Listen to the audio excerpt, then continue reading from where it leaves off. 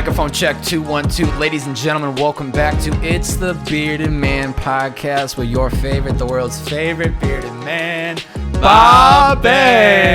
Reese hitting it on the dot like the first episode. 2 for 2, baby. Dude, how you doing, brother? I'm doing so well. Reese, I think you're one of the, and I genuinely mean this, and I was like, how can I say this in the beginning of the podcast without sounding like I'm just like really tooting his horn? But I think you are generally, and I would bet if we held a vote of all the people in LA that know you and know other people, I would argue you are one of the most kind, gentle, and awesome human beings I've met in the city yet. Wow. Thank you. Now, mark my word. This is the early on in this podcast project, but I guarantee you will not hear me say that exact intro for any guest moving forward. So hold me to it. Thank you, man. Thank you. That means a lot. I am so stoked to be here. I was driving over here I was like smiling. I was like, all right, this is going to be fun. It's because when I was on the Purpose in the Youth podcast, well, it was just super fun. And like you made it such a cool vibe. And the questions that you asked me at that time, like they like really brought the most out of me. And like I connected with a ton of people online because of that podcast. Like people reach out to me. Hey, I heard Purpose in the Youth. Hey, I heard, like I'd say probably like 10 or 15 solid like Instagram connects I have. Wow. From like being on the podcast and people reaching out and stuff. And yeah, that's amazing. It's cool. I was like, man, and not that I'm just stoked to be here because of that, but it's well, as somebody like cool. yourself, where you are behind the scenes a lot. Yeah. I know you've dabbled in the past with, you did like the IGTV series, which I thought was really dope when you did that. I think it was probably around 2018. And then you've gotten into rhythms of like blog posting, but a lot of, I think the work that you do is behind the scenes and it isn't as out in front of the people as much as I would like to see. So I think it's awesome when people like you get to sit and have a conversation and record, because this is a medium you're not always in front of. And that was something that I realized when I was starting Purpose in the Youth was like, I'm essentially providing a platform for the people that don't necessarily have the platform to tell their story or even just to speak. And so then it became like this light bulb moment of like, wow, this is going to be incredible for the people that I get to meet. And then people like yourself, where it fires me up to hear that people were either reaching out to you or you enjoyed the experience. Because to me, from the jump and even to this next chapter with It's the Bearded Man podcast, I just want it to be an incredible experience for the guests. Because at the end of the day, you're taking time out of your day to come here. You're taking time to sit down. You're taking time to go back. Like, I'm very aware of people's time, and the last thing I want to do is waste people's time. So at the end of the day, it's like, I just want the guests to have an incredible conversation, or, they leave and they feel refreshed, or they were able to vent about something that's been on their mind, or they just had a good time shooting the shit with me. If people chime in and there's listeners and people are resharing it, like, that's great to me. But the intention for me from the jump of doing this podcast is just to have great conversations, and, having somebody like yourself on this podcast is to me like a no-brainer. Dude, thanks. Well, I was just talking to Jeremiah before I got here. Great guy. About kind of my favorite blonde guy too. Yeah, for real. Favorite blonde kid. Don't hang out with many blonde kids. I hang out with one a lot. The one. That one. The one and only. But we were just talking about the network that you have, like through Purpose in the Youth and your other podcasting projects and stuff, is insane. Yeah. And we talked about this a little bit too, but it's cool. That's also a testament to like the experience that you create for people, because whether someone is a multimillionaire or a dude, like me or whoever, they all feel like, oh, that was a great experience. I'm gonna recommend it to my friends, and you connect you with other people and stuff. And yeah, so yeah, I mean, the network and everything that you built through these podcasts is a testament to the good experience that you create. So I got very lucky, because when I really got into podcasting in 2016, it was already something that was big. Podcasting at the time was definitely very popular and people were listening to it, but I don't think a lot of people were getting hit up to be on podcasts. And so I think the timing of me getting into it was extremely valuable, because now I know certain people that get hit up all the time to be on podcasts. And so then it starts to be harder to get certain guests because they're already getting hit up by a bunch of people. So now you have to be... It actually, light bulb moment right now. Boom. Mm-hmm. It kind of reminds me similar to Jeremiah's story with reaching out to Rory. Yeah. At the time, nobody was really flying drones. He saw the opportunity and he struck, and then that just was a huge momentum for his career and getting him to where he is today. And I think that was similar to me, is I was getting into the game where it was still so new and people weren't really starting podcasts like they are today. Now I'm seeing it always on my feed. Like just started a podcast, especially during quarantine. I think this is like one of the biggest things that people started, which I love. But the network of people that I was able to tap into and meet, and I mean, man, it's I couldn't have done it a better way. I don't think, of moving to a major city like LA and essentially having these 2-hour conversations with people at least once a week, which it's gotten me to where I am today. Yeah. You know? I mean, even if those conversations were unrecorded, you know, even just having a 2-hour conversation with some person who's a decision maker in some creative endeavor, huge. Yeah. You know? Well, I think I was lucky because I was able to lock them in because it was recorded. Because it was recorded. And so they're like, I can't just be out right now. Be out kicking it with a dude for 2 hours. And so I think they were like, all right, I'm kind of stuck into this warp zone. I'm going to have to keep it going. Ride through it. Man, there's so much to cover with you today, bro. I have so much that I want to dive into. Hyped. I don't even know which way to go first. Hyped. We'll start a little bit past and then we'll get more present. What do you think is one of the biggest things that's changed the most about you since our last podcast? That last podcast came out in August of 2018. So you're talking about 2 years, 24 months of growth. Kind of went by like a flash of an eye. I still can vividly remember you coming out to the content crib that day. I remember we went out into our backyard and there was a helicopter flying over. And the only reason I know this is because my man Kirk was there to document it. So shout out to Kirk one time. Shout out to Kirk 2 times. But yeah, what do you think are some of the biggest things just thinking about Reese then to Reese now? Good question.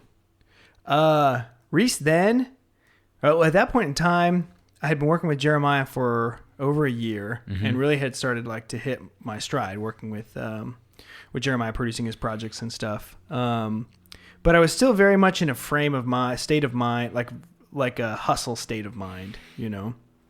And, obviously all that is very good and led to like a lot of really good opportunities. But I think like the first thing that comes to mind when you ask like what's different between then and now is like now I feel a lot more steady and centered in a lot of different other areas. We can like break down, you know, kind of what those things are. But I think at that point in time, you know, I had just put out that IGTV series. I was recording another IGTV series. I was gearing up to do a blog post sprint on my website. I was trying to connect with a ton of people and just like really make it happen. Things really started to hit with Jeremiah, and I was working on bigger and bigger projects. A couple, you know, Chainsmokers videos and Tiesto video and other brand videos. So those things all kind of started to come together. But I was very much in that mindset of just like hustle. Like it was never enough, not in a bad way. Not that I was ungrateful, but it was like, there was no time to rest. You know, there was I just had to keep creating, keep posting, keep connecting, keep working.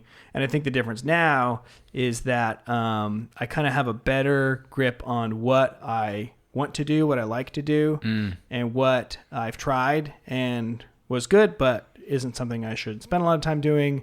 And then, I mean, and we always talk about this when we're together too, but also just like cultivating more like peace and stillness into my normal routines and stuff so that I do feel like a more centered person, you know, and not so just like swept away by the the waters of the hustle, you know what I mean? Do you feel like when you were in that state of mind where it was like, I just need to continue to work, was it one of two things? Was it you testing and trying to see like what areas of like work do you enjoy the most, whether it was writing, whether it was helping produce it on set, whether it was setting up some of these like workshops that you guys did like out in Bali?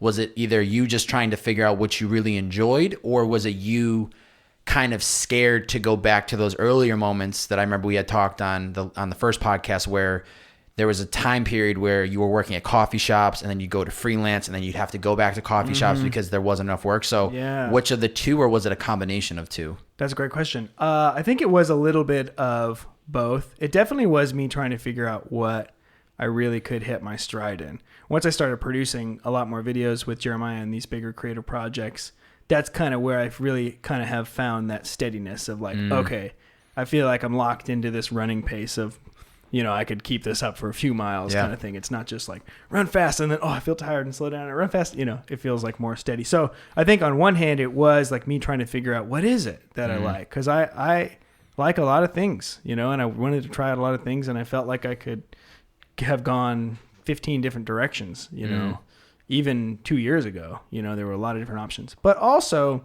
yeah, I think it was a little bit of that, like, healthy motivation of like, okay, we're hitting a couple big projects here and things are starting to line up. Like, don't slow down now. You know what I mean? Well, once the momentum starts going, you don't want it to stop. You don't want it to stop. You feel like you have to keep it moving. Otherwise, you're going to be back to where you started. Yeah, for sure. And so I think it was a little bit of that motivation. I'm not exactly sure what the percentage of it was, but I think both of those were true. But yeah, I mean, I look back on like all the little different things that I tried because, like I've done a lot of things sort of in the bigger umbrella of digital marketing, like copywriting, building websites, designing stuff, making social media calendars, managing social media accounts, producing videos, a little bit of video editing, a little bit photo editing, just a ton of stuff, all that stuff. And so there's a lot of different ways that it could have gone. And I like a lot of that stuff. So, but I think just that steadiness, I think, has come from just finding a couple key things that I really feel like I can. What is like your true north or your passion like pushing you towards now of all those things that you were kind of dipping your feet in before? What are some of the areas that you're finding that you're most passionate about or that you most enjoy process from start to finish? Producing videos. Yeah, that's what I've been doing like pretty solidly now for the past couple of years with Jeremiah. And I think I like that process because it does have a little bit of everything, or at least the role that I'm in right now. It has a little bit of everything. Basically, I just am like, I guess I could call it like a creative producer with Jeremiah, like from start to finish on projects. So a project potentially comes in the door and him and I bounce creative ideas back off each other. And then we kind of come up with a loose creative idea verbally. And then I create like a rough storyboard, just pulling reference images and different ideas and stuff so we can start to visualize it, then put down the shot list and make the schedule and stuff. So it's like there's that creative side already covered. Then I start the logistical side of things and, make the schedule of like what the shoot's going to look like, how we're going to map out what's the most efficient way to get all the shots that we need, make the shot list. And then I start the relational side of things. I start connecting with, my database of freelancers. Hey, I really want this person to do lights. I really like having this girl as PA. I really like having, this guy flying drones. So then I reach out to those people. So then it's, that relational side of things and making sure that they feel like they are taken care of and they have a good understanding of the creative and they feel like they're compensated and they're excited about the project, And then on set, it is a little bit of everything too. It's relational stuff, just making sure everyone is, they all feel like they have the resources they need to execute the creative. It's communicating the creative, and then it's also creative decisions in the moment. So like, let's say some creative idea that we had for a video doesn't pan out, or it doesn't look like we're gonna be able to do it, or something is broken or something like that. It's really quickly on the fly coming up with, okay, this shot or this scene isn't achievable now. What is the heart of this scene? What does this shot achieve?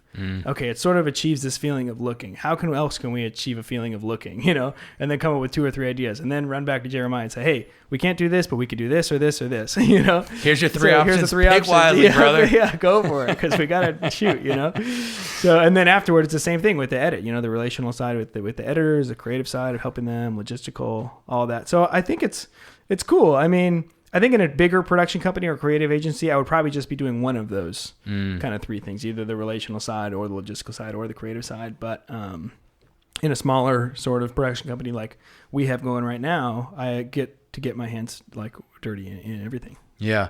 And it's interesting you're saying that because when I did a podcast with Dylan, Reese 2.0. Yes. I always call him Reese 2.0 when I'm talking to you because I'll give you 1.0 priorities. You know what I'm saying?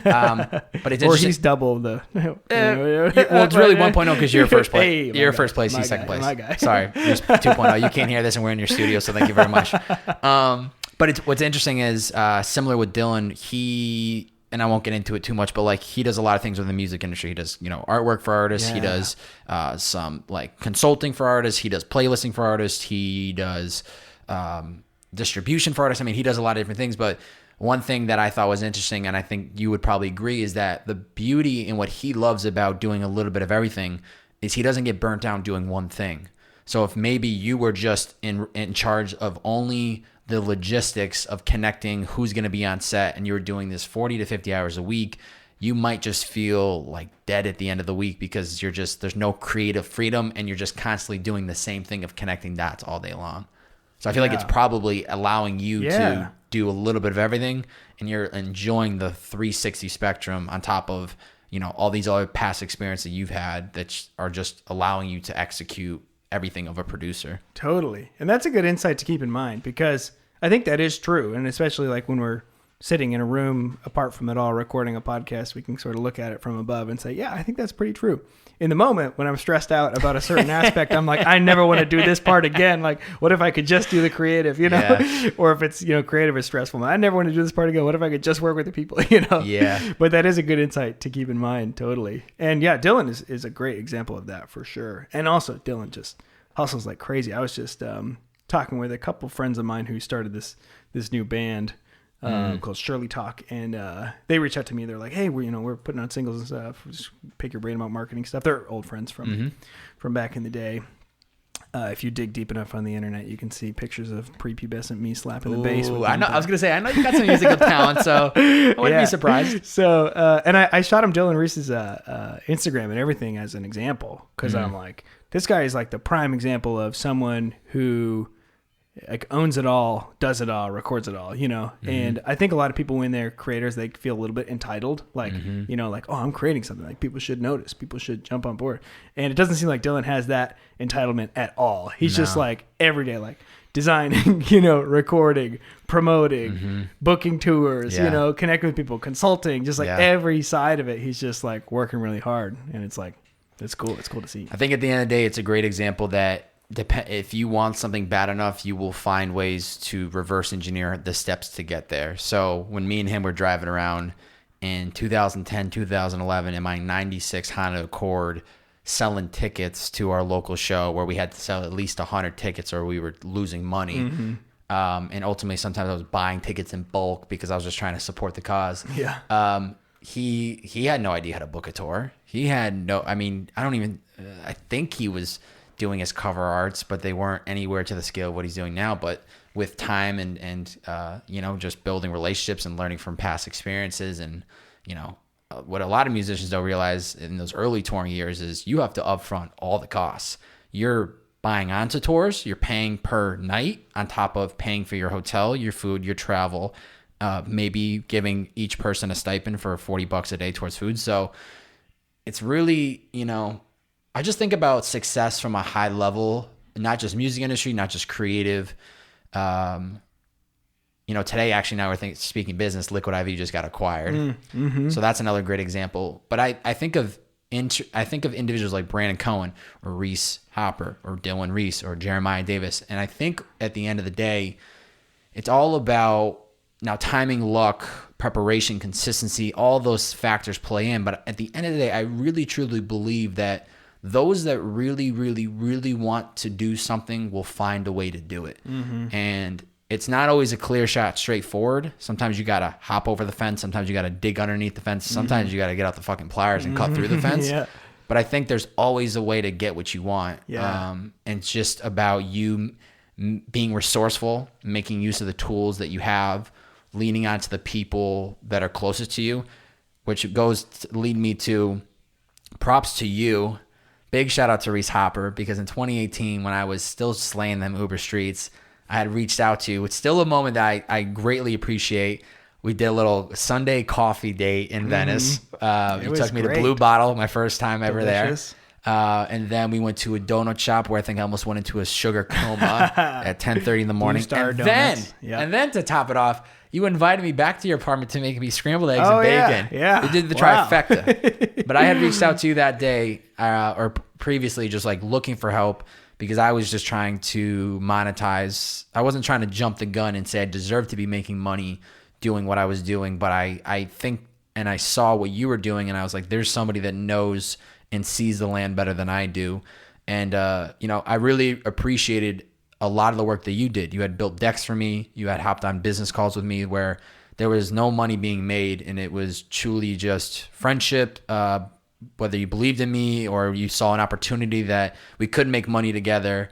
And moments like that, still to this day, I appreciate, man, because those were, I got to give a shout out to Mati Energy. That was one of the brands that we did lock in. But it's moments like that where I guess what I was just trying to say is being resourceful, not using people, but leaning into the people around you and being willing to ask for help when you need help the most. Yeah, definitely.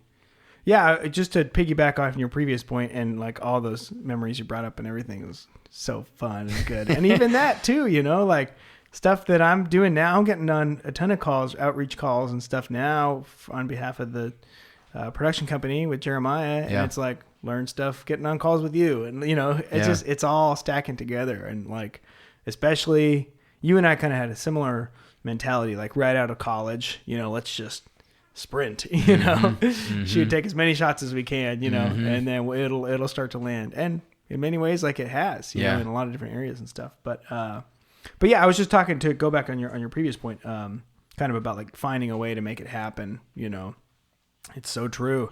And especially more and more as the digital age charges on, and people become more familiar with it and comfortable with it. And what does it mean? What does the internet really mean? And I think what the title of the podcast was that it's no longer 1 in a million. That was the one that we did. You're right.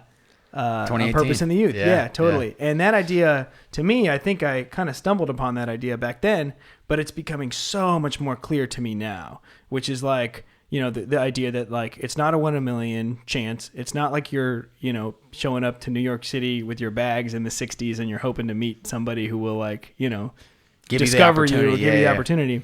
You can go make your own opportunity, but you have to go make your own opportunity, like you can't have it both ways. It's not 1 in a million. It's like, you don't have to, have a rich uncle at some, studio or production company or business or something.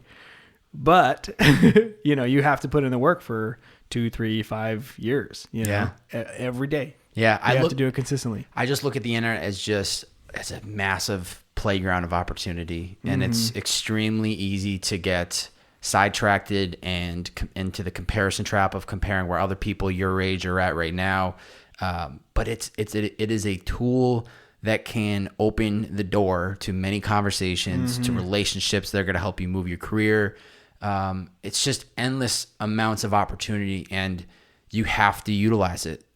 Because if you don't, you're just doing yourself a disservice. And I think at some point in people's careers, they can build themselves a reputation and a name where they can kind of step away from the internet and still have inbounds and leads and people hitting them up directly because they create such a high quality product that people will go knocking on doors to find that person. To get it, yeah. But when you're just getting your foot in the door, you have to be willing to just throw yourself out there and almost tell the world what you're trying to do / show people in real time, like the hustle and the grind, document and the process. Document it. I think there's no better time than now where you are seeing in real time people go through the hustle, and I think it's just phenomenal because you're able to connect with them and see them go through a process and hopefully use that as inspiration, or at least now where, there's a great example of this fitness guy I just recently started following 2 months ago where I see him today. He's extremely successful, runs a supplement company out of Texas. It's doing probably 15, 20 million in revenue a year, but somehow every other day or so he shows like footage of him 8 years ago, and he got a $20,000 loan. His name's Nick Bear. He got a $20,000 loan, invested all of it into buying these supplements where nobody was, some people were willing to try it. He had just got out of the army. He had just started YouTube vlogging. And so it's like, I see him now and I'm like, damn, this guy's so successful. How the hell did he do it? But now when I see that footage, it reminds me like he just started and he just didn't stop, and he was absolutely relentless with it. So, for sure. Yeah. I think we were talking about this idea too, kind of the idea of like publishing often and posting and growing with your business and or your endeavor, your creative endeavor. I think we were on Instagram Live or something like that maybe 4 or 5 months ago and talked about this idea. But I think a lot of people say to themselves, and I've said this to myself before in the past, like, oh, if only I had, a full-time schedule to be able to devote to my creative project. If only I didn't have to worry about money and I just had 40 or 50 hours a week to devote to my creative project, I would be boom. It would happen, it would work, and I would be able to make really good stuff. But the ability to consistently work on a creative project or on a personal endeavor for 40 to 50 hours a week isn't something that anyone can just do overnight. It's almost like endurance or tolerance that you need to build up because it's hard. It's really hard to believe in yourself enough when you're not making any money and no one has discovered you and nobody cares yet to continue to create. Like, where does that motivation come from? Where does that logic come from? It's almost an illogical thing to do, you know? And so you have to suspend disbelief. And it's a lot easier to suspend, you know, at the beginning, it's easy to suspend disbelief for an hour or two on the weekend. I can, you know what? Like, I'm going to work on this creative project or so for a weekend.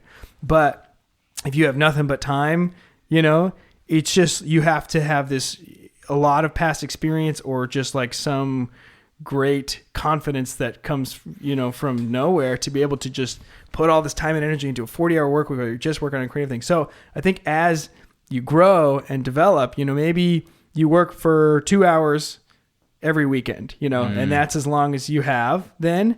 And then you start to make a little bit of cash, you know, enough to work for, you know, 6 hours on the weekend or something like that. And then that builds up your endurance to be able to like suspend this disbelief, to believe in yourself, to, you know, invest this time in spite of the evidence, which is this isn't making me any money. You know, you got to push that aside and just keep going.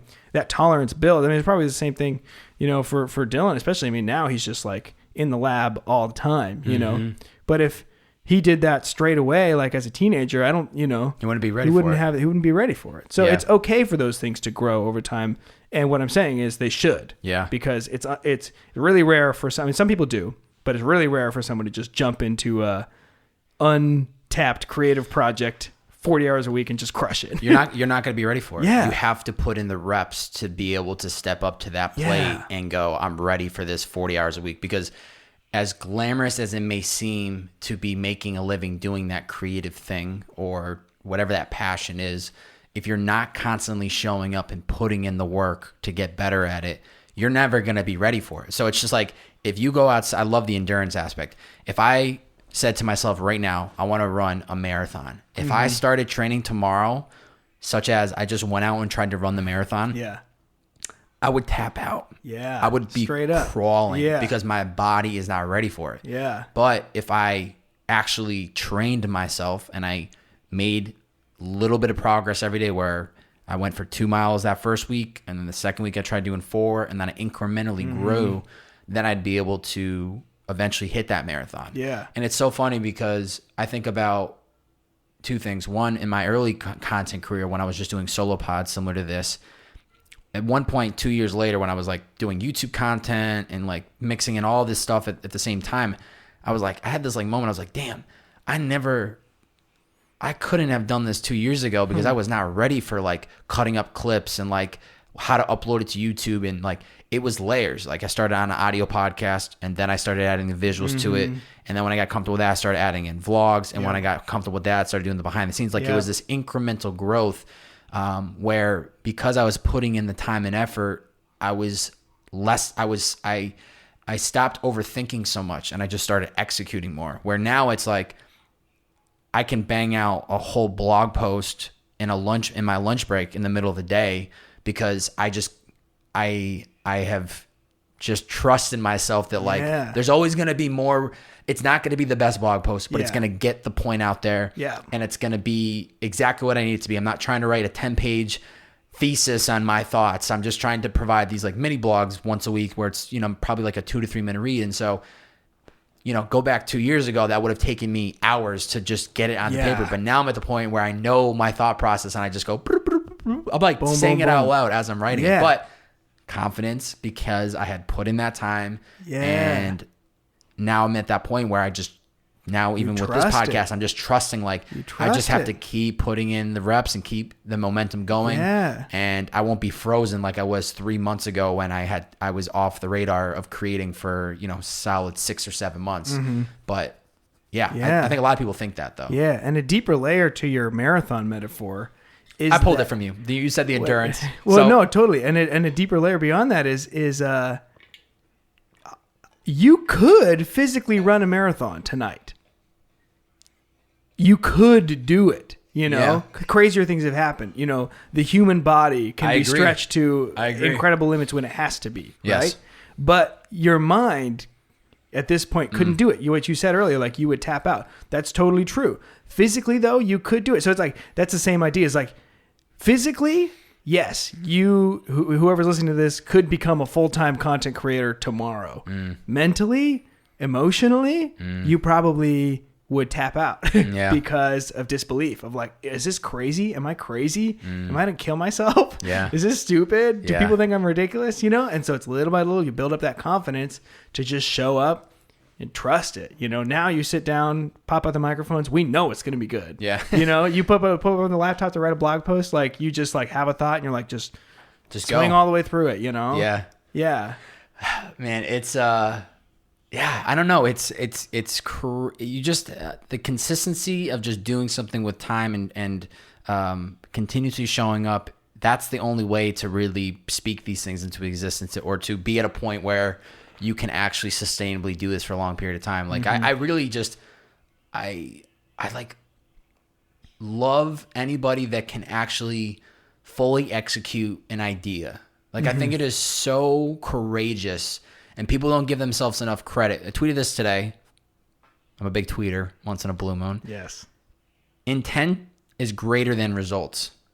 The intent of why you're doing something should be the number one thing you're concerned about versus the results. Because the results we cannot control. But we can control the intention of why we're doing something. And so to show up and to throw yourself out there, it doesn't have to be podcasting. It doesn't have to be creating a video. It could be selling a t-shirt. It could be trying to become a chef. Throwing yourself out there and doing something that's uncomfortable is absolutely courageous. And I don't think we give ourselves enough credit for actually doing that.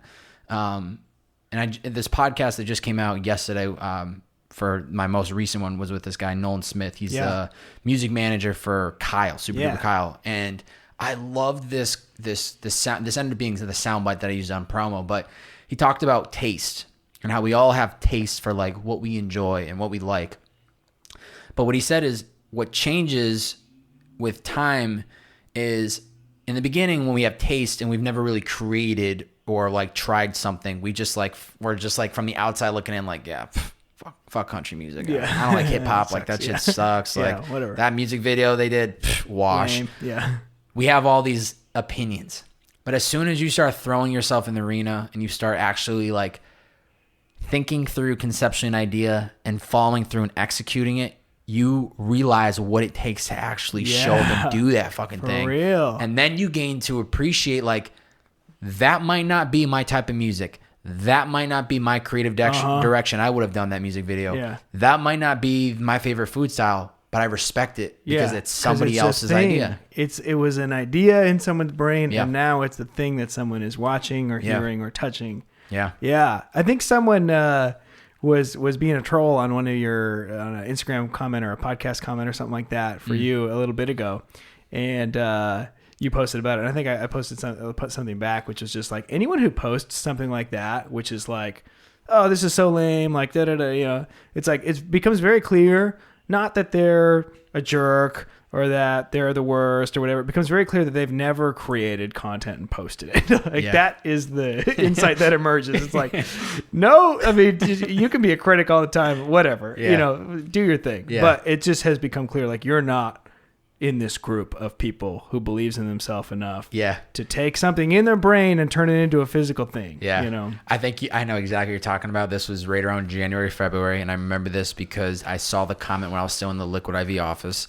This was right when I started It's the Bearded Man podcast, and somebody had left me this nasty review. And I don't have many reviews right now, so if you want to take the time and scroll, you can see it. But they wrote me a book. And I purposefully posted this to my feed because I knew what was going to happen the way I treated it, where I literally wrote a caption and I gave this person a shout out and I said, hey, brother, whoever you are, thank you so much for taking the time to listen to my content. It is very clear to me that you know a lot about me, because they were like dropping things that they had to know about me, right? And so they were bringing up specific references. Oh, specific references where this guy did his homework. So I wrote, it was a very thoughtful, like, you've like fuck you to Yeah, me. totally. But I took it with so much respect because I was like, this is somebody that admires me. Yeah. They know so much about me. So Yeah. I wrote this nice little witty caption. Hey, dear John, thank Yeah. you so much for taking the time to consume my content. I see you're a big fan based on Yeah. what you know. Although I don't think that this energy is really great. Yeah. Totally respect your opinion, my man. Wishing you the best rest of your year. Yeah. Like heart emoji and Dude. emoji. And fucking Instagram Got went off because I knew that type of Yeah. content would go hand. For People sure. are like, fuck this guy. People are like resharing on their story like, who the fuck this Who guy? would do that? Drop that pin. You don't fuck with the beer, You'll man. fight him. But I knew a Yeah. comment like that. I was just like, Oh my you gosh. gotta take negativity with a grain of salt, and you have to honestly just For you have sure. to have empathy for them, and you have to go. I feel bad for this person because the mind state that they have to be in to be leaving me this type of bullshit. Yeah. And I think another example aside from creativity is, I'm not gonna get into it because I'm not going down this road, but please add your insight. Is anything that's happening politically right now, or people talking badly about Black Lives Matter or anything in that realm, I weirdly have empathy for the people that are shooting this negativity into the world, because what I see is somebody that was raised in an environment where they were taught certain values and they had no control over that. And I'm not justifying actions they've made. I'm not justifying what they post on social media and things that they say badly about other people. But I weirdly have empathy, and I go, I feel extremely sorry that you were raised in an environment where you were taught that is the way you're supposed to live your life. Because had I been raised in that environment, I probably would think the same way. But I was raised in an environment where my parents were very loving, caring, went to a high school with a mixed different group of people. So I thought that was just how the world was. But I try to deploy empathy for people that I do negativity. Yeah. Yeah, definitely. I mean, yeah, it is. We don't have to get into it too much, but it's like, if that's where your main dopamine hit is coming from for the day, you know, Yeah. because any sort of sensationalist situation, you know, whether it's some kind of, you know, angry comment or like a really negative thought that courses through your brain, or like something that's really like, you know, feeling sorry for yourself, there is some sort of like dopamine, like sort of like, you know, like I'm justified in feeling this way or whatever that comes across. And if that's how you get it, that's a bad life. That's rough, you know. Yeah. And there are a lot of people, you know, who that's where they get their enjoyment. That's where their dopamine comes from, really, you know. It's like, it's tough, it's rough. Yeah. You know. So I think that's a good way to go about it, because it's like, at the end of the day, like, you know, that it's sad. Yeah, I know. You know? It's a rough conversation. Yeah. It can go down so many paths. Yeah. Over the weekend, I was able to connect with Blake Pinsker and had a great podcast with him. Awesome. That'll roll out before this one drops, and I think I'll strategically put one in between, because I want to talk to you about something that we briefly talked about, but I know you can provide more. You can provide a little bit more behind the scenes of it. But we briefly talked about the movement campaign, and obviously, as you can imagine, that entire podcast was really talking about closing the chapter with movement for him and then opening up with the agency. So it was an incredible conversation, but we didn't get to go into too much of that project. So I'm just curious at like a high level, what it was like for you guys and you specifically to take on that massive movement project that what seemed like it was probably an entire year from ideation to execution. Can you provide just a little bit of context on what that came, you know, what the conversations were like going into that campaign when it was just the ideas, and then all the way through execution, just at a high level, like what that project was like? Yeah, totally. It was just about a calendar year's worth of the time period it was, because we first started talking about it in January of 2019. We went over to their office and they're like, hey, you know, we got these budgets approved for this big brand campaign. Like, you know, they had just gotten acquired at the end of 2018, and Movado, you know, just kicked them back some money and said, you know, go big, make something, that really says, you know, this is your brand ethos. And so we started, you know, they just kind of came to us with a slide deck that had like 5 pillar words for the campaign, which was adventure, ambition, style, culture, and design. And they wanted to make a digital piece around each of those 5 words. So 5 pieces there. And then cut a lot of the best footage there into like a TV spot as well. So that was kind of like the initial conversation. And then they had some ideas and connections already for like talent that could represent each one of those words or whatever. And then we just kind of bounced ideas around. But they weren't really looking to dig into it until like around the summer. So we just sort of started talking about it, talked about, worked on the contract and the ideas and, kind of finalized the contract like mid-April. So it kind of like took a little while there, but no one was in a huge rush because we're going to till the summertime. But once we locked it, it was like, okay, let's start building creatives. And then it kind of really became like a creative house. Me and Jeremiah just bouncing ideas back and forth. And we would come up with 2 or 3 concepts for each video, pitch them over to the movement side. Blake and the team would provide their feedback and other thoughts and other creative ideas. Then we go back to the creative, meetings and stuff with me and Jeremiah. We'd sort of incorporate their ideas and see if there was a good way to do it. And this was all just kind of like done on paper, like, and then with like kind of basic storyboards with like pulled images from the internet of like, okay, the first 3 seconds it's going to look like this, and then it's going to look like that. And then the voiceover is going to say something like this, just kind of scratch copy and images and stuff to like really sort of get a picture. Especially for visual people who create visuals, it's best for them to see something, so we create something that everyone could see and look at and start to imagine and stuff. So that was kind of like a cool process because we definitely had been involved in creative builds for projects before, but it wasn't quite on the scope as this one. This one was a longer project, a longer relationship. So there was, there was reason for us to go through 2 or 3 different concepts for each one and then sort of combine and mismatch and then go back and then, make the best one. Usually you will just create like a one-off digital piece for a brand and kind of have one concept. They're like, yeah, that sounds good, and they go for it. Like if it's just a single video, it doesn't always make sense to go through like, hey, here's 7 ideas, let's make the best one, But with this one, it was like all of these videos need to be connected. So we need to at least have them on the map somewhere so that, once we combine them all at the end, they're all going to make sense. So that was cool. That was a cool project to be involved in. I mean, it was a lot of work. I mean, that's the nature of those creative builds. It's like you have 10 what you think are great ideas, and you get to get one of them. And then it's like, all right, keep it moving. Oh my God. So that was kind of the first little leg of it. Worked a lot of that stuff. And then that was mostly like April and May we built that stuff. And then June we had to hit the ground running, shooting stuff. It's funny. We were in Bali running another photo video workshop with Jacob Riglin. And we were also like, we showed up early and started working on some of the creative stuff. And then after the workshop, we stayed and worked on some of the creative builds and stuff. We were sending them over to the movement team, from the 12-hour difference time zone or 15-hour difference time zone, something like that. And we sent over some creatives over to Blake, and he said something like, wow, really impressed with this considering you guys are in Bali. Is an email he sent back. And that was just like the biggest like win for us. So we printed that out and framed it and gave it to Blake, and then we have a copy at our office too. It says, really impressed with this considering you were in Bali. Oh, it's a perfect picture of where we were. It's like a little time capsule, we were in Bali running a workshop, something very social media focused, but also working on this big campaign, and it was like juggling. Yeah. Wow. 2019 was crazy. Wow.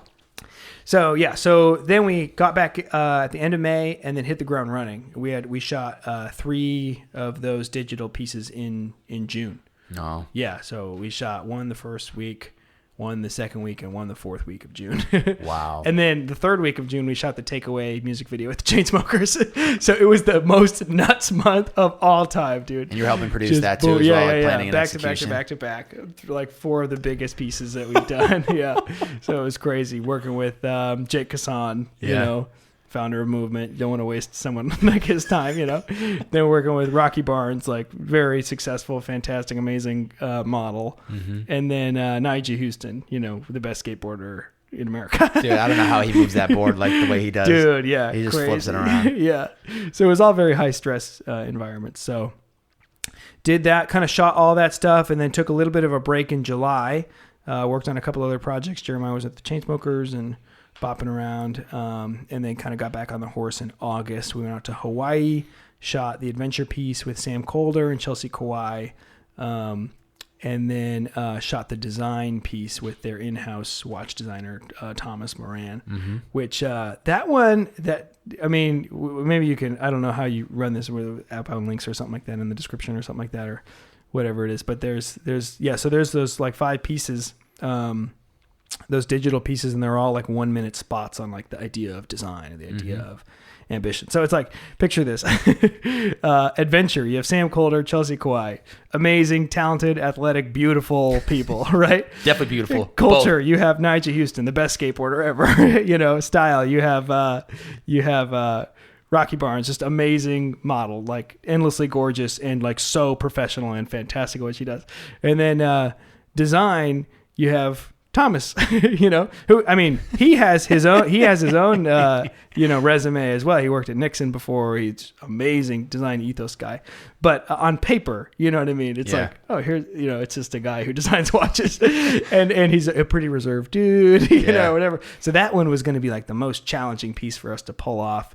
Not because it was going to be bad, but compared to the other ones, it just didn't have that X factor. There's so many other things that are going to be happening for those other shoots that it's guaranteed. It's going to be actually more overwhelming to go, how do we make use of all this content versus now we're in this little room, probably the way they designed. Oh, now we have to execute now we have this. to pull it off. And each one of those other videos, the star has 1 million followers, for each one, or more. And so anyways, working with Thomas. But at the end of it, that one turned out to be like one of the more compelling, exciting pieces. Kind of what we got like a lot of really cool like sound bites out of him. Yeah, he's a very thoughtful person, so he speaks super slow, and he really crafts his sentences with purpose. So he says these really rich things, but we're trying to make this like 45 to 60 second thing. It's like. We got to get to it. So with the other people, we kind of had like a more full like voiceover where it was like, this whole cohesive idea. With his, we just kind of like, with Thomas's, we chopped up all the best buzzwords. So he's like, this part of the watch looks like a Ferrari, and just that section, but not like, in the initial design process, we decided to make something, this part of the watch looks like a Ferrari because, so we just took Ferrari, like skyscraper, like all these buzzwords. And then we put this like heavy hip hop track behind it. And he just sounded so badass. Like he just sounded so cool. And he sounded way cooler than like the other people. So like at face value, that one ended up looking pretty cool. We got some good visuals with that one, some cool lights and close-ups of him like building the watch and other stuff too, so pretty funny. But anyways, that's the scope of the project. And then we took all the best shots from Hawaii and Nigel skateboarding and Rocky at cool Hollywood Hills mansion and everything, and cut it together into a set of TV spots, 3 15-second TV spots and 3 30-second TV spots, and then those ran on TV. And it was a lifelong dream of mine to see a commercial I made on TV. Yeah, and I don't have cable. I don't watch, so I was like, I might not see this. And I was at a bar with my high school buddies and it came on. That's the only time I saw it. No, it was in LA. They came through for a couple days before Thanksgiving. And I was telling them like, yeah, it's crazy. We delivered this, made this whole thing. And then it came on the TV. It was amazing. Yeah. That's gotta be incredible because you guys had all this work behind the scenes to get that 15 second slot. Like 15 seconds cost hundreds of hours of like hair pulling, planning, freaking late nights, early mornings, all for that. Yeah, we could go through frame by frame. We could do a whole... You could bring them breakdown of the emotions going on. Yeah, of every single shot. Like, we had to do this and this was over here. I can't remember where I was, but I think I was somewhere on the East Coast when I actually saw the actual... saw it on TV, on TV. I think I want to say I was in an airport or maybe I was in process of going back to the East Coast, but I remember seeing, I was like, this is their freaking, this is what they produce. Like, this is real deal cool. shit. Yeah. And it's like, it's all old world fake validation or whatever. But growing up, with TV and stuff, and then creating stuff only for the digital age, and then finally seeing something on TV. It's kind of like a little bit of like that. What was the biggest challenge do you think you faced during that entire project from start to finish? A lot of moving variables, a lot of different parts of the project. A lot of moving parts. But what do you think was one of the bigger challenges you faced? Just staying in the zone. I had to do a lot of like positive self like talk and journaling and like affirmation and like focusing sort of like sessions, especially during June when we had those 4 productions back to back to back. Like there was no time for a lack of confidence. A lack of confidence like would have serious negative effects on the production, like because of the time frame that was there, you know? And so, oh man, I think I wrote a blog about this, but we did those 2 movement shoots back to back. And then we went to New York and shot with the Chainsmokers, the takeaway video at the Vessel. And it was just a grind, you know, like we shot on like a Friday, the first week with Jake Kassan, and then we shot on like a Thursday, the second week with Rocky Barnes, and then we flew to New York the next week on a Tuesday, and then we were going to slated to shoot on a Thursday. And I remember I got in on that Tuesday night. It was like 1 a.m. New York time, you know, and I was all out of whack, just trying to get everything in place. And I there was like a little hotel notepad there. And I realized somehow it was a real gift, honestly, a blessing. But I realized in that moment, like, well, this is like technically my first business trip to New York, you know? And it's like, not that I ever like had a dream of like having a business trip to New York or whatever, but it's like in the movies growing up, you know, it's always like, oh, you know, this person's having a busy trip, you know, they put the suit on or whatever. I'm like, this is kind of like my first thing. And just that little phrase, my first business trip to New York, sort of put it in this place of the future. You know what I mean? Like maybe I imagined myself in my 40s or my 50s talking at a cocktail hour with some people older, like, oh, what was the first time you went to New York? What was your first business trip to New York? And I was like, wow, this is that moment for me, you know? So it sort of put me a little bit in the future of like, okay, no matter what happens here, like however this goes, this is your first business trip to New York. Like it's special and it's cool, you know, even if it is a total failure, like you're out here working hard and things are starting to fall into place and, you know, you got to show up and go make it happen. And so I just kind of had this little like positive, encouraging moment with myself of like, this is crazy, but it's so cool, you know, and just stay focused and you can do it, you know? And so I think that was like a real kind of big win for me, was just like all those productions were so fast and furious. And I had to stay totally in the zone. And I think that was the one thing that really helped me, you know, because I, you know, various times lost confidence and kind of got into slumps of like, I don't know if I can do this, you know. Imposter syndrome or like feeling like, you know, you're not there or whatever. But in that moment, I was really like, no time for that, you know? Like you can do this. And who knew if I could do it, you know? But I had to believe I could do it. And I ended up doing it, you know, and it was cool. Well, that's the thing, what you just said. You had to believe that you could do it. And I think that is what it comes down to, is you have to become your biggest hype man or hype woman. At this point, I've recorded well over 200 podcasts, and even before, 20 minutes before you showed up, I sat in this exact seat. I looked out the window, I put my phone down, and I just tried to get really fucking present. And just like, there was a lot of things that happened during the day, good things, but just a lot of things happening. And I try to just get myself centered and remind myself of like the intentions of this podcast and like appreciating that this is one step in my journey. This is going to be a great conversation with you. But like trying to like, there's just always so many thoughts running through our minds. Some are for good and some are for bad. And I've found the best way to quiet those thoughts down is by stillness, by putting down my phone, by putting on airplane mode, by just focusing on my breath, and just trying to get real present and trying to appreciate this moment, you know? And, weirdly, I thought of like Joe Rogan. He just signed this massive $100 million Spotify deal. And it took him 10 years to get, you know? And so I know for a fact, and I don't have his direct number, unfortunately. You can ask him. Not yet. Not yet. Yes, exactly. But I would imagine when he first started, there was never that intention to get the 100 million. There was never the intention of like, I can't wait to get paid to do this. Well, I'm sure that went through his mind, but it was never like a certain destiny, like it's going to be, it needs to happen when or whenever. And so I even believe that in myself, where it's like, if I had to speak into existence what I think where I'll be in years to come, I don't know how many years. I don't want to put a certain time on it. But I think what I think is one of my biggest dreams, but also I'm extremely scared to reach it because I'm nervous that I'm gonna get there and go, fuck, this is not what I wanted.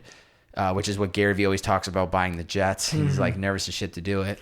But my biggest dream is to get to a point in my life where I've put in enough reps and I have built enough content where I'm sustainably doing this every single day. Yeah. Like, if I could make a living having great conversations with people on a daily, sign me up, right? And so I try to, kind of going off what you said, where it's like, this is my first business trip to New York.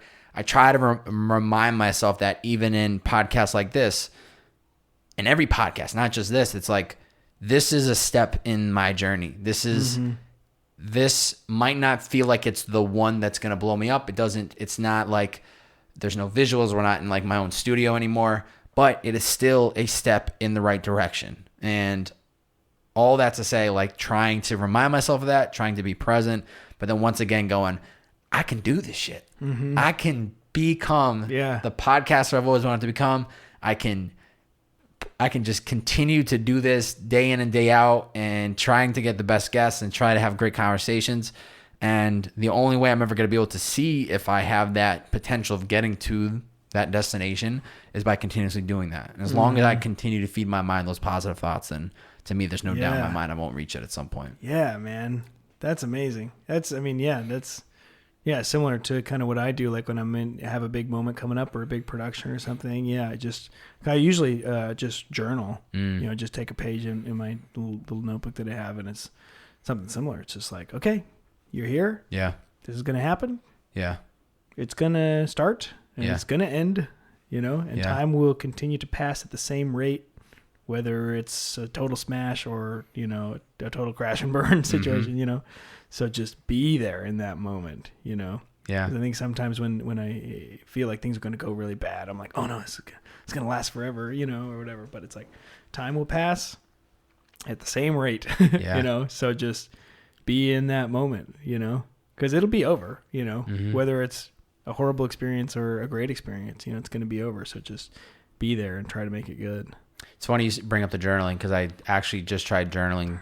Keyword tried journaling today for the first time in 9 months. Okay, yeah. And I got half a page down, and I literally wrote the last sentence. My handwriting is horrible. I fucking closed the notebook, and I probably won't touch it for the rest of the year. That's the kind of journaling I like. It pisses me off that I cannot read my own handwriting, especially because like journals, like you have that bend because it's like supposed to be this like perfect bling, journal, and it just doesn't. It just doesn't work for me. So it pisses me off that that my handwriting is just horrible, because I think I would honestly journal more. Maybe. That kind of hyper honest journaling, I think you're closer than you think. Yeah. Whatever. Anyways, I stick to the blogs. Yeah. Full-time creator course. Yeah. That's the title of it. Full-time creative class. Creative class. I'm sorry. I have the notes open. I call it a course. I was trying to not peep it. 71 videos, 14 hours of content, 19 downloadable resources. That's what I like to call some high quality content. That's right, bro. And I even got a chance to peep it. So thank you to you or whoever was the one that sent me the link. And I clicked around a bit just to get an idea of what this was. And it looked incredibly well done. And production wise, like, you guys completely executed it.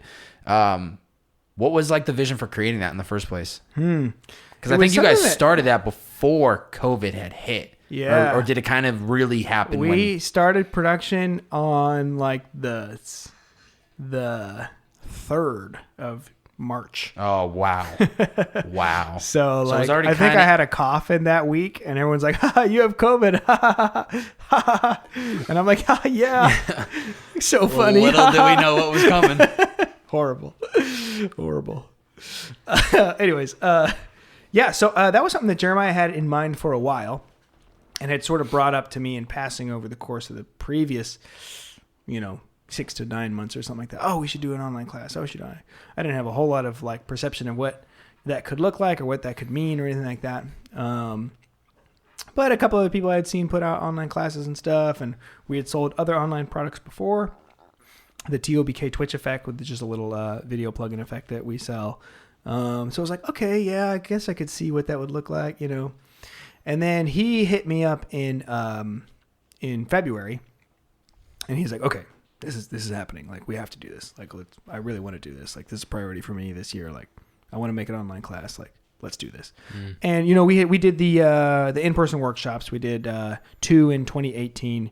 We did 3 in 2019. So we done 5 in this span of like 18 months or something like that. Wow. So there was a good amount of like education, experience there, where it was like we've had a lot of good experiences and a lot of good feedback from students and people who had learned from Jacob and Jeremiah and stuff. And it's like, obviously they're not, professors and they're also not even like super like tech genius level on their gear. They know their gear absolutely well enough to execute, but they're like not going to be able to absolutely explain it. Yeah, because there's like, YouTube tutorial people, and they'll explain everything about everything. They know everything. And it's like, that's just not them. So they're out there doing it. Yeah.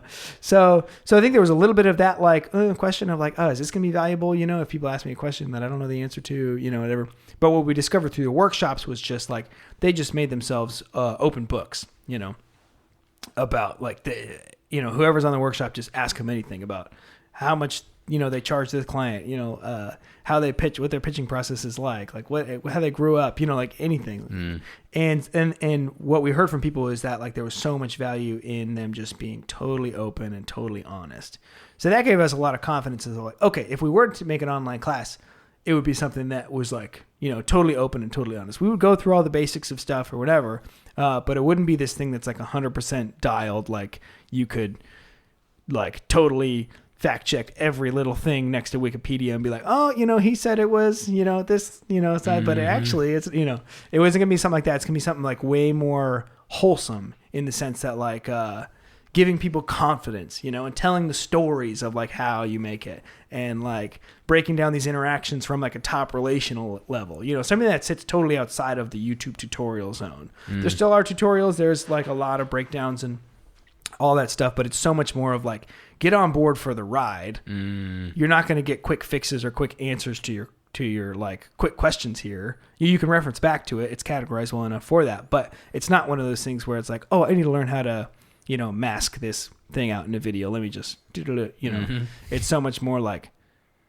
why are we masking? You know what I mean? Like, here's when I really needed to use this. Here's how I executed it. Here's this client asked for, and I didn't know. So then I reached out to this person. They helped me. It's like so much more of a wholesome, like if someone takes the class, they're not going to learn like they're going to learn like some hard skills, but it's mostly going to be like soft skills of like, okay, I see how it is. I don't need to know everything before I start booking clients. I don't need to know every little detail before I start making a career out of this, because they already look up to Jeremiah and they buy his class because they look up to him. And then they see, oh my gosh, I know more about this program that Jeremiah does. That's what we discovered when we were doing the workshops too. You know, like these people realize, I'm telling Jeremiah, he was wrong about that actually, That's crazy. If he's wrong about that and he's still out there crushing it, I can do that. Yeah. It gives him the confidence to actually go out there and do it. Yeah, totally. So anyways, that's kind of like all the big backstory of everything. But the class we started shooting first week of March, and we just connected with 2 of our favorite freelancers, Jordan Walsh and Kurt Pittman. And we just rented Airbnb in Joshua Tree for a week, had them out, and we just set up a set that was there the whole time. And it was a grind, dude. We shot like 14 videos a day for 5 days in a row. So you guys were So it was like a 2.5 hour block in the morning, 2.5 hour block in the afternoon, 2.5 hour block in the evening. Wow. And then we would eat breakfast, shoot the 2.5 hour block, take a lunch break, shoot another 2.5 hour block, take like a 3 hour break, have dinner, shoot at nighttime, and that was it. So it was like a real grind.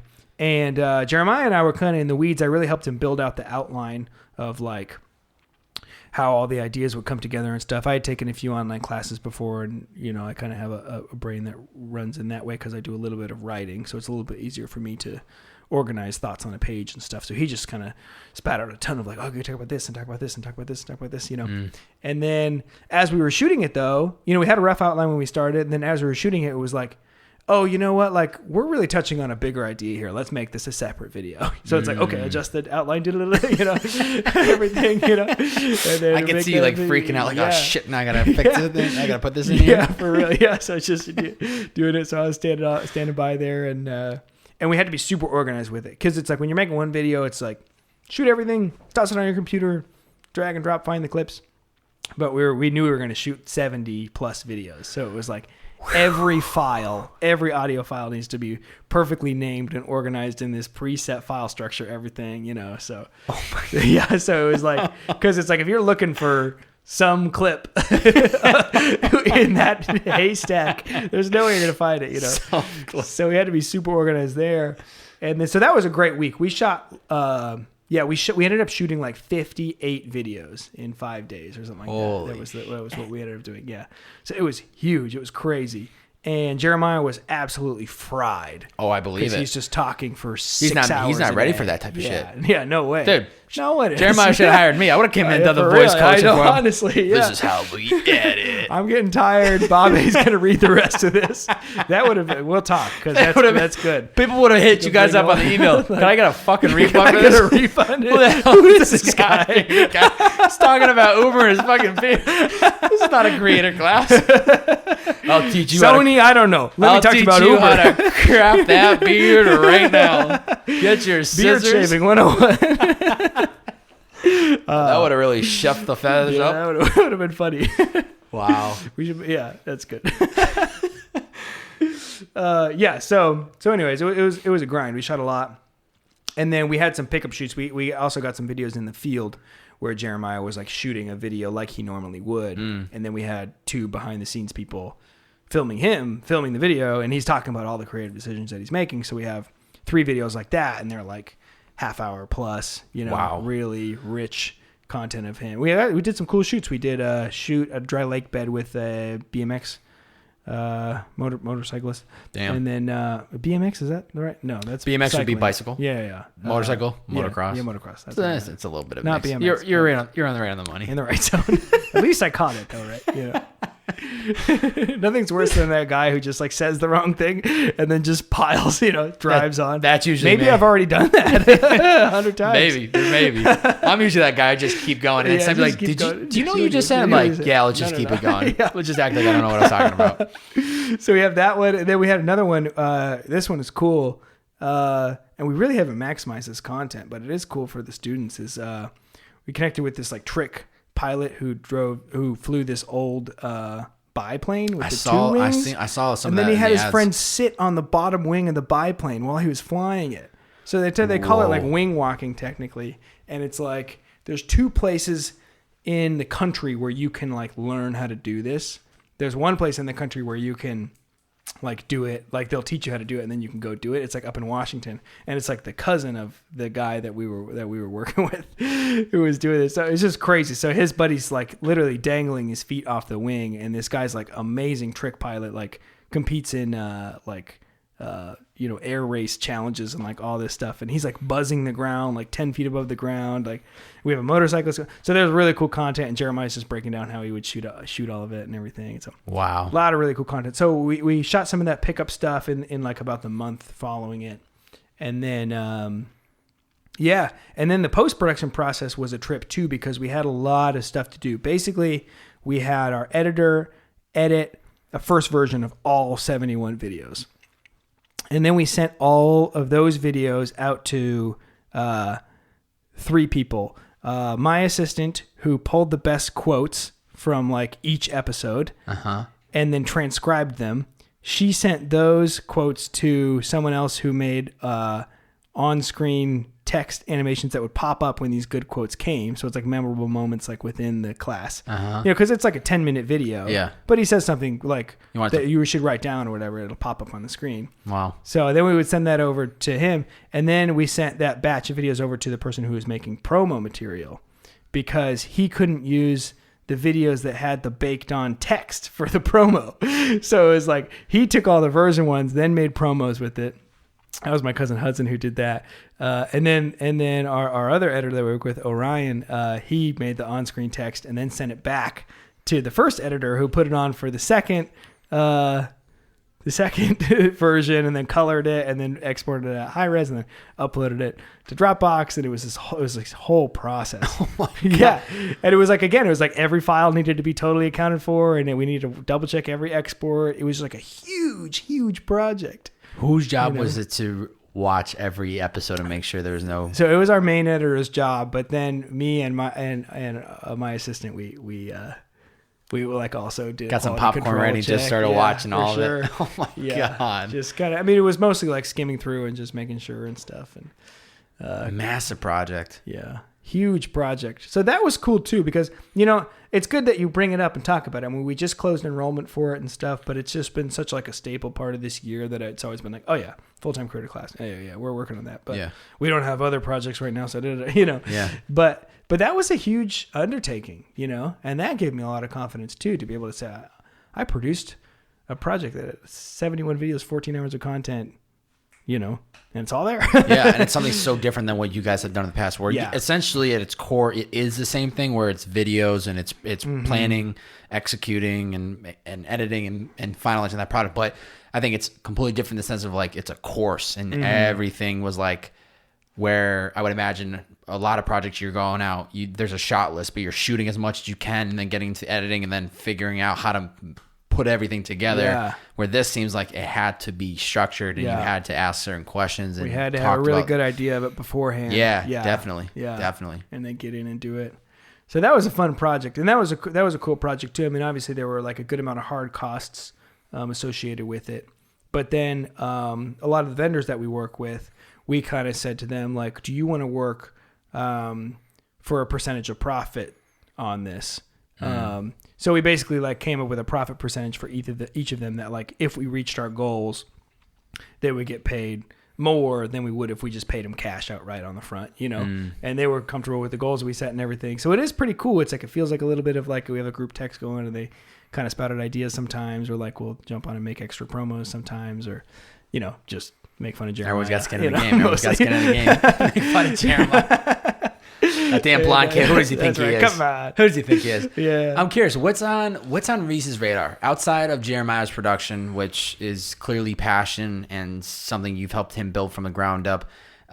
Like we've talked about early in the podcast, like you've done IGTV series, you've done some blogs. Is there anything that's in your mind that you are passionate about and wanting to put more energy into for your own sake? Yeah, for sure. There's always ideas swirling, especially in the circles that we run in, obviously not to the degree of like a liquid IV sale or a movement sale or whatever. But, hey, you know what I mean? Hey, you know. But you know what I mean? Like the people that we come in contact with, like they've all got creative ideas. They're building stuff and they're owning these projects that are, that are working back for them and stuff. And it's just pretty cool to see. And it does give confidence of like, oh, I could maybe do something like that. So I have a number of ideas. I'm really digging what I'm doing with Jeremiah and with the production company right now. So I think that like I mentioned in the beginning of the episode, I don't really have like this hustle, like, oh my gosh, like I have to like create something on my own that has to work right now. Cause I'm really learning so much and I'm really like, just cruising with this right now and just like loving all the opportunities that are coming through. So I don't have like a really strong, like, push or desire to like, oh, I need to build something of my own right now. But I do have a lot of ideas. I mean, like I do like writing a lot and versus like creating the videos that I've done in the past and like, being on podcasts and like, other things and like writing. I think writing is the thing that like really sticks out to me. And I can imagine myself in the future writing more. In some capacity, whether that's blogging a lot more or writing a book or something like that. I can envision that. I just know I just have to put in like a lot more reps before that would become like a possibility or like a reality. But that's something that I'm definitely interested in. I'm kind of not like chasing it because anything can happen in life. You know what I mean? Like, especially this year has shown us, and like, I'm super grateful. Like we've still had a good amount of projects to work on. It's been a lot slower, but still had a good amount of projects to work on this year with Jeremiah and stuff. But it's like, that could have not been the case. You know what I mean? And I could have been back to square one. I mean, not exactly square one, but like a new chapter, of things like, oh, maybe it wouldn't have made sense for me to keep working with him or something like that. So I'm not like actively seeking that right now because I know that like things change and people move and, amazing things happen and tragedies happen and all this stuff happens, and like, I'm sure there's going to be plenty of opportunity in my life for like, okay, this is the time to start something new kind of thing. But because I'm really enjoying what I'm doing right now, I'm not like actively like looking for that, like feeling like I need that because I have a strong feeling that that'll come at some point and without me like really looking for it, Yeah. So do you hold back from writing more because you feel like you would need to do it more often and like get into a rhythm, or is it just, you know what I'm saying? Like, cause I can tell that, and I've seen your past posts, and tell me if I'm hearing this wrongly, but, I've seen writing be a passion of yours. So what stops you from one blog post every so often? And, not thinking of it as like, I'm going to commit to blogging, so I got to put out one a week. But is there anything stopping you from just like once in a blue moon, just putting out a blog? Is there anything that like... that is kind of getting in the way of that? Yeah. Well, how I've done blogging in the past, which but for everyone else listening, is like I've just done these short little sprints. So in 2018, I did 31 blogs in 31 days. 2019, I think I did 61 in 61 days. This year, I have ambition to do 100 in 100 days. I know I got to start this month. If you're listening and you can't see this, but I'm tapping on like I'm wearing, like I got to watch Yeah, that's right. Yeah. So I got the 100 days going, brother. Right? Yeah. I think my last day to start to get them all in the year is like the 20th of September or something. We're starting tomorrow, brother. We're starting tomorrow. Yeah, no leeway. But I really want to do that. I think part of me is like, I know like what it takes to really get into a rhythm now. Like I've done it before. So like I've written a couple of like odd posts here or there, or just like mostly just like put ideas out like for myself or writing them down or something. I don't feel like there's a strong, like, in the past I felt a strong like fear of like, oh, should I do this or whatever. I don't feel afraid of doing it. I just know that like what it takes to do it, and I know I'm going to do it, but it's just like, okay, I'm kind of like, rolling my shoulders back and cracking my neck metaphorically, to be like, okay, if this is what I'm going to do, this is what I got to do. You know? Because when I do those things, it's a non-negotiable. Like I have to write every single day and post every single day, no matter what. Yeah. So I guess I've just been a little bit like procrastinating on it because I know that like, once I commit, okay, I'm in it. once I'm doing it, I'm doing it. So yeah, I don't feel like I guess I'm just procrastinating, I think if there's a takeaway from this podcast, I think you got to saddle up and do it. I got to saddle up. I know. And I've been thinking about this too. Like recently, it's like, all right, if I'm going to do it, because I've told a few people that I'm doing it, which is first mistake. Now more people, you're amplifying it through this podcast. So by the time this rolls out, this will roll out literally right before the 20th. Okay, so like, I think this is going to be the momentum. Then I should start. Yeah. 100%. Yeah. 100%. Okay, cool. I did 100 days of sweat through the beginning of quarantine, which was the first time I ever did 100 days of like something consistently. Yeah. And then unintentionally, I finished the 100 days of sweat, and now I'm at 44 days of no alcohol. Nice. And that's been incredible. Yeah. The 100 days of sweat actually was already something that like I'm already like trying to do a lot of fitness all the time, but it was now just like tracking it, and it was cool to put up like the Instagram story and put like day 1, day 2, and like try to document it through. The 100 days of no booze has really been, I don't want to call it 100 days of no booze. It's been 44, there, but I'm probably honestly going for it. I just haven't said it publicly. Wait, you just said it. The end of 100 days, I didn't even think this through. Yeah, what is it? Would be the end of October. And last year I did sober. I did sober October. Yeah. So part of me saying just like go through all the way. Anyway. All right. But the amount of clarity and like productivity and just like, I have energy 7 days of the week. There's no hangover. There's no like feeling like shit for 5 hours.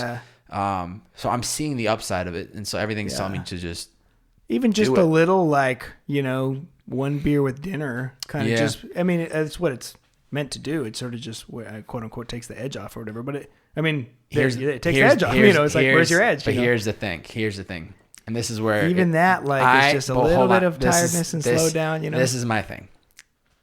Somebody hit me up the other day, yesterday actually, was like, yo, I'm about to do all of September. Yeah. And I said, go ahead, do it. Yeah. I said, it's a good reset, whatever. He's like, yeah, I feel like I kind of need it. And I said, honestly, brother, shout out to my man, Olives, if you hear this. I said, yo, at the end of the day, it's about being self-aware. I know plenty of successful people that drink every night. Yeah. They have a couple drinks, glass of wine, and go to sleep. I, without going into it in too much detail, I have the tendency, and I think it's in my blood, and I think I have the tendency where it's like, I either want to go full throttle or no throttle at all. Yeah. There's been plenty of times where I'll have a drink or two before I go to sleep, or like at dinner. It's not a big deal. Yeah. But I have this thing inside of me is once I get a little bit of a taste, I want to have some fun, and I want to bring in the liquor. I want to take some shots, or I like just like, I naturally, it's not even the alcohol. I naturally just drink liquids fast. Like when you hand me a beverage, it's gone. I don't care if it's Sunny D, water, maybe some liquid IV. If it's booze, I just naturally drink it. Yeah. And especially when I'm in environments where there's a lot of people, I'm just like slugging. Yeah. So I think at the end of the day, I'm not ever going to say booze is bad for you. I think it's all about being self-aware. And I'm definitely somebody that I've had so many incredible nights with booze. Literally so many incredible, like some of the best nights of my life. For sure. But I'm recognizing this is a great step away. Totally. Especially during quarantine. Yeah. And especially with me trying to like jumpstart this kind of creative thing again. So I don't know. We'll see how long I go for it. But I'm a big like, if you want to have a glass of wine at dinner, you want to have a couple beers on the weekend, like please. I just know I can't do that. I can't just have a couple. Yeah. I want to go full throttle, or I don't want to go any throttle at all. Yeah, for sure. And to add another thing to your point, people really underestimate the effects of alcohol because it's such a staple in our culture. You know, everyone drinks in movies, and it's part of American culture, you know, and but it does have a really strong effect, you know, and being aware of those effects is really great. And if there were other things that weren't so ingrained in our culture that produce the same negative effects on us that alcohol does, people would be so much more resistant to it. Yeah. You know? And so, I mean, it's just a wise thing to do, you know, to just take a step back and really start to assess and whatever. And it's like, I mean, I've heard a couple people online, you know, talk about this or whatever. John Mayer, I think, is coming to mind or whatever. He kind of put out like some Instagram story one time, whatever. He's like, hey, if you're feeling like, man, you know, alcohol is, you know, kind of bringing me down or like, you know, bogging me down or making me feel bad or whatever, like, it's okay. Like, take a break. Like, I still have all my friends, you know, I don't drink anymore, you know. John Mayer doesn't at all? Yeah. Really? Yeah, like a couple years ago, gave it up, you know, when he just turned 40 or something like that. Wow, I didn't know that. Yeah. Huge John Mayer fan. Yeah. I did not know that. Yeah. So, yeah, I think it's wise. I mean, I think just be real, you know? Self-awareness at the end of the day. End of the day, be real about, what is it really? Have you had any big takeaways personally during this pandemic? Like realizations about yourself or this pandemic? I've learned a lot about myself. I've had a lot of time to think. I've picked up new passions. I've tried old passions. This was a huge takeaway so far of the the pandemic, as I'm getting back into my creative rhythm again. But have there been any major like light bulb moments or just like realizations for you? Yeah, not a whole lot of like realizations. Definitely like the beginning of quarantine time, I was pretty bummed out. Well, don't get me wrong. I think we all were. For March sure. And I think everybody and was. April. Yeah. Terrible months. Rough. It was tough. Yeah. And I wanted to, from the start, I wanted to be really real with myself and just let myself be bummed, you know, because I definitely have a tendency to be over positive to my own detriment. Amen, brother. You know, but so, I mean, other than the fact of just accepting that like COVID-19 is a very sad thing, you know, and it's become a very sensationalist topic for a myriad of reasons. I mean, the media and everything. And I don't think I hear enough people just saying that plain and simple fact, which is that COVID-19 is very sad, you know, and that people have died. a lot of people are sick, and a lot of people have lost their jobs. Yeah. You know, and everything everybody is arguing about, whether like you want the economy to reopen and you don't believe in it or whatever, it's because of a sad thing, which is that a lot of people have lost their jobs. If you feel like people should stay inside or whatever all the time and like still everyone should be quarantining 100%, it's because of a very sad thing. And that's because people have been getting sick and dying, you know, and that's the reality of it. So I think that's kind of like one big takeaway is that just like, it's okay for me to like not explain things away. And obviously we need to find solutions. This is a horrible thing, you know, move forward and be solution oriented or whatever. But I don't think there are enough people saying that just this is sad and it's okay to be sad about this and to mourn this. I think that is a very important step in the process of getting to the other side of this, whatever that looks like. But for me personally, this is more on a positive, happy note. I think I know where we're going. I used to like make a lot of music when I was growing up in high school and college and stuff. And since graduating college and digging into these creative endeavors, I haven't been making a whole lot of music. Just because a lot of my creative energy was poured towards like building the business and, you know, pushing that forward. And like, how could I really justify just like working on something that, you know, using my creative energy to work on something that wasn't, you know, what was my sustaining me at that point in time, you know, whatever. And I really needed sustenance at that point in time, you know, so it was just hard for me to justify. And then I read a book that you put me on to, Stillness is the Key. Ryan Holiday. And he talks about Winston Churchill, who apparently in his time in politics just like painted hundreds of paintings that weren't very good. And he just did it by himself because it was something that like totally took his mind to another place and just let his mind totally recharge. He was 100% focused on painting, and it just let his mind like relax from whatever he was working on. And for me, that has always been music. I have the ability to just get lost in making music. And so during quarantine time, I just started like just making stuff on GarageBand, and nothing that I would like put out into the world like under a thing, or like nothing really serious. Like I made a deep house song, which I don't listen to deep house. I made a country song, which I don't really listen to country, you know, a lot of like random alternative stuff, or, you know, just like making music for fun and just like have a couple of brewskis and make a track on a Friday night for 4 or 5 hours and just like really get into it and lose myself in that. So that's been kind of a cool thing to reemerge for me, and something that I've been realizing is like, oh, this is such a restful, important rhythm. You know, if I can get an evening like that in on a Friday or a Saturday or something over the course of the weekend, I hit the next week feeling so much more rejuvenated and everything. Amen. You know, I think it's so important to find those things that take your mind off work, or there is no intention. You're creating music solely because it's something you're passionate about. But I really do believe it ultimately allows us to go back to work more inspired, more motivated. There's something about, we think that if we're not moving forward and making progress, then we're being unproductive.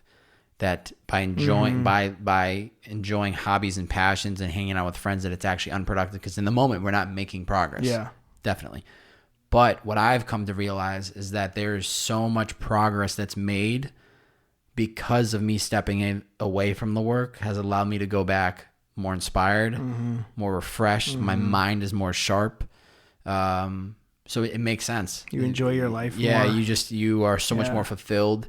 That has been the biggest thing for me with Liquid IV, is it has brought in so much more balance to my life and other areas of my life that I'm putting more time and energy into. And wow, it's I punted a lot of things for some years, and it's been incredible to try to revisit and get things in motion again. Which kind of segues me into the last thing that I wanted to cover today, which actually surprisingly was the first thing I wanted to cover, but I didn't because we just started rambling. and while we were rambling, I was like, you know what, I'm going to save this for the very end, save the best for last. Very incredible moment for Reese Hopper in the last couple of weeks. Yep. Biggest moment, and I thought you were going towards it a second ago, but you didn't. You and Marion got engaged. We got engaged. Congratulations. Thank you. I literally had so much intent to lead this podcast off like, yo, congrats, because that's like such a huge milestone. Yeah. But I also love the idea of like, let's just flow and let's just like end the podcast on a really bright note. I love it. Yeah. So congratulations. Thank you. But talk to me about like getting to that moment in your life, which is so interesting, because what I was just saying and talking about I'm at this point in my life where I'm like trying to revisit certain areas. One of those areas is dating. One of those areas that I just neglected, would not put any time and effort into, have been trying to put in the reps over the last couple of weeks and have seen progress, and just like trying to throw myself out there. So I'm trying to get in the game. You just got on that beautiful knee of yours, and you guys are absolutely in love. Every time I see you and Marion together, you guys are just so bubbly and positive, and the energy, you guys are always smiling. So talk to me about kind of how this all just happened. Yeah, totally. Well, thanks. Yeah, for saying that and everything. It's a reality. Being engaged is a reality that I'm slowly starting to like understand. It wasn't like turning on a light switch. It's like more like, I don't know, getting up to speed on a bike, you know? Yeah. Whereas like, okay, yeah, I proposed, I did that. And I had a really strong I have a strong confidence in like, this is the right thing, this is the direction that we want to go. And this is something we both feel confident in, and something I'm worth, making all sacrifices for to make work. But that doesn't mean like I totally like understand it. You know what I mean? And that's probably going to be true about like marriage and everything as time goes on. It's always going to be something to try to understand. But the basic story is we met on a blind date at the end of March in 2015. Our friends set us up. We went to In-N-Out. And yeah. Makes sense why you got the In-N-Out tattoo. That's right. I do have an In-N-Out tattoo. Where love is made. Yeah. Well, not made, but discovered. As soon as I said that, I was like, whoa. Well, you know, I make love to What's a burger. going on behind the fryer over there, Chuck? Yeah. So, yeah. And we just totally hit it off. And it was pretty fun. I just sort of started to get back into the dating pool at that point in time. I was sort of, my first few years of college, kind of neglected dating as well, just because there was so many things to focus on, and I couldn't balance it all. I kind of had found balance in other areas of my life. I was like, okay, I started dating, went on a few dates with people, and hit or miss, were kind of fun, whatever. And then I met Marion, and it was like things just like clicked into place. There was like this peace about it all. But then we dated for like 5.5 years before we got engaged, which for a lot of people, kind of like in our context and stuff, is a pretty long time to date. And so, but that for me was because like there were so many other areas in my life that I was also trying to figure out at the same time. And I think we may have like touched on this briefly when we chatted a couple weeks ago, but like there's so many like big areas in life. There's work, and there's hobbies. There's like personal mental health. There's like spirituality. There's relationships with significant others. There's friendship relationships, there's like all these big areas. There's family. And I don't think we can focus on all of them at one time. I think we for a couple of years have to pick one or two, kind of get to a steady place in those. And then next couple of years pick another, couple and get to a steady place in those. And then, maybe have to go back to the original one and get back to a steady place there or whatever. I don't think we can really focus. So that's kind of was the mindset that I took into it. It was like, we started dating like just about a year before we graduated college. And then we just kind of, dated, pretty casually, generally speaking. Like it wasn't like a huge amount of expectation or like really trying to move super fast or whatever. It was just like, you live your life. What do you want to do? I'm gonna live my life. What do I want to do? We live kind of far apart from each other. Like she was over in Pasadena. I was over on the west side. Cause that's where she wanted to be. That's where I wanted to be, and then, things just kind of slowly progressed in that way. And then I was really focused on like building, my freelance base and my career and really digging into that. Like that was kind of like my main priority. And that was hers too, cause she was building up her freelance graphic design, client base and really digging into that as well. And, she was really focusing on her friends, and I was focusing on, my work and those kind of things. So it just kind of took us a while, because it's like while we were dating, it wasn't like our like main focus priority of like, okay, we have to figure out this relationship so we can get married super quick. It was like, oh, we're working on these other things right now. And then over the past couple of years, I really felt like work stuff had kind of gotten to like a more steady, still place, which gave me like a lot more opportunity and time to like focus on like our relationship. And I'm really glad that it kind of worked out that way as well. Just because I definitely like wouldn't have been able to like manage a marriage, with all of, trying to figure out work stuff at the same time. Definitely. That would have been super stressful and difficult. Same for her, I think, as well too. And all that. So, I think it just the timing just kind of worked out for both of us. We both just kind of decided to take it slow, hold it lightly. And I think kind of like the key for us too is like, we never wanted to feel we never wanted to make the other person feel obligated. Like they were like locked into this thing. Like, oh, you have to do it. Like you made these promises and like, like you have to be in this dating relationship or else, like I have so much riding on this or I have so much stake in this. We never wanted to make each other feel like that. We always wanted to make each other feel supported in whatever personal endeavors that we were pursuing, So like she was super supportive to me and like traveling, a lot of different places and on the stuff that I was working. I was super supportive with her. She's in a band, Loreline.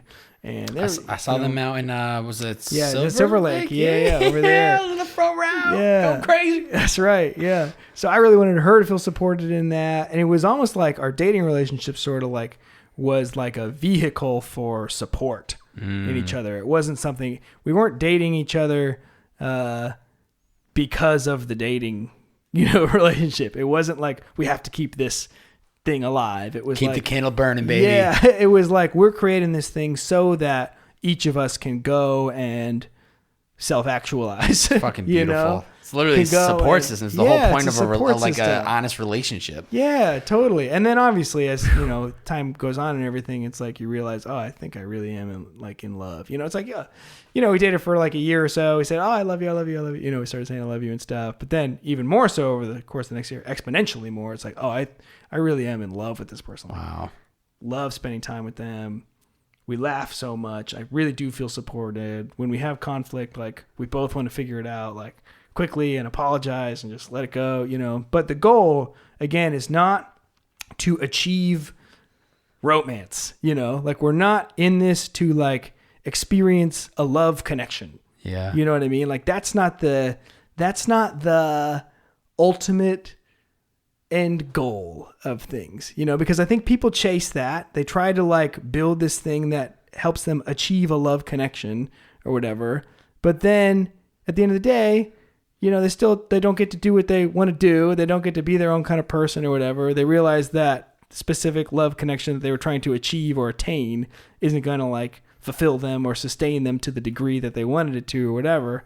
And then I kind of like took a step back and realized like, the best relationships that I've seen in my life are people who are in love, but they're supporting each other to go and do the things that they feel like they, really need to do before they die, kind of thing.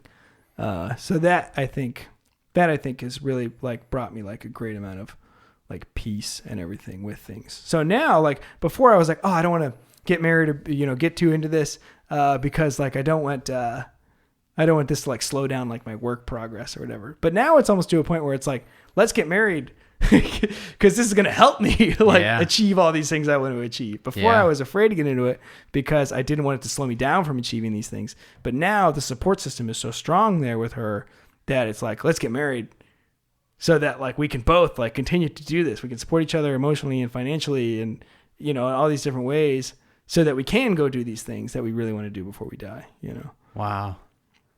That's love, bro. Yeah. I feel like I'm like watching The Notebook in front of my eyes of like true love, like in 5 years. Yeah. Yeah. So we're super excited. It's kind of a pain to try to figure out what to do in quarantine time. I was going to say, is there any timeline for the actual wedding, or is it kind of just go with the flow? The idea around for spring-ish. Okay. 2021. We'll have to see how that goes. I guess we could do summer or something, but still figuring it out. Yeah. I had 2 weddings I was supposed to go to this year, and then all got shelved because of everything that's happening. But man, that's incredible. I'm happy for you guys. I think, like I said, of the once in a blue moon that I get to see Marianne, I see you more often than I get to see her. I wish it was the reverse. But you guys just, I can just feel, I'm a people's person. That is my core. That is my strength. And I can feel the energy between you two. And I can see it when you guys see each other and you guys are with each other.